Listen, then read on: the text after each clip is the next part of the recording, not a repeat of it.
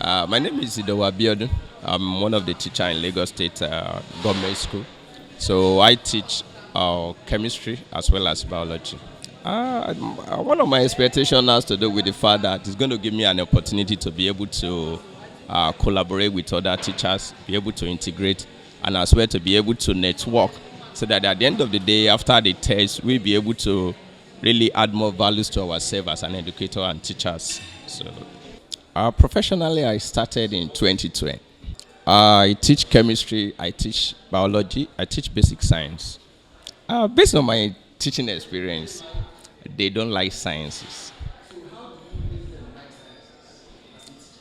One of the ways that I've tried to maximize to that effect is for me to be able to vary the method, the strategy. The normal conventional way is to come to the class as a teacher where somebody will be made to be the person in charge, you'll be writing on the board, teaching the student. But this time around, we need to take it back to the student. So one of the things I have done is to make sure that my student will now become the teacher, while I become their own student.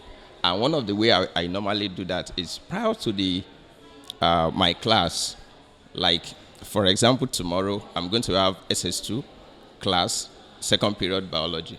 So before I left my school this morning, I've already told them our topic for tomorrow is this.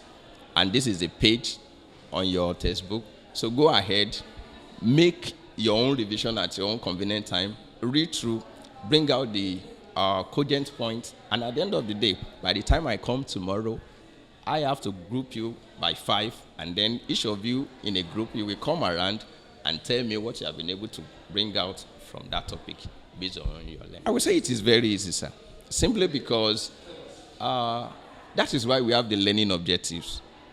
Before you go and teach a topic, there is a learning objective which is going to be centered primarily on specific area that you want to cover. So for example, I'm going to teach them on evolution.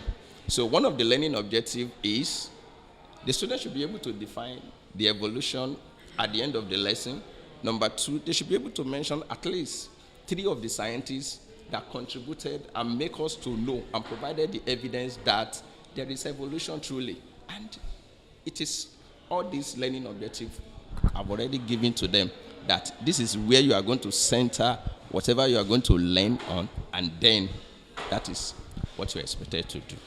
So it is not to generalize. We have to base it on the learning objective, and at the end of the day, we must ensure that we are able to achieve that together. Thank you very much, man. In an average class, we don't expect us to have 100% that are fast learners. So, and just as you have rightly pointed out, among them are these slow learners, or some of them that just believe that there are certain things that are boring, they are not just motivated, or they don't just want to get involved. So one of the things that I always look out for are this set of students. Because majority of the time, if you don't look for them in your class, one will not be able to achieve the reason why you are there as a teacher. So one of the things I normally do when I get to the class is I want to know their entry point. If that is the story, don't worry yourself.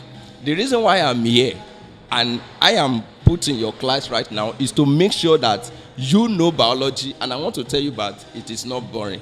And one of the things I have done is to make sure that anytime I'm going, I get my own personal laptop, go with MP4. So each of the topic I want to teach them, for example, we have some of them on videos.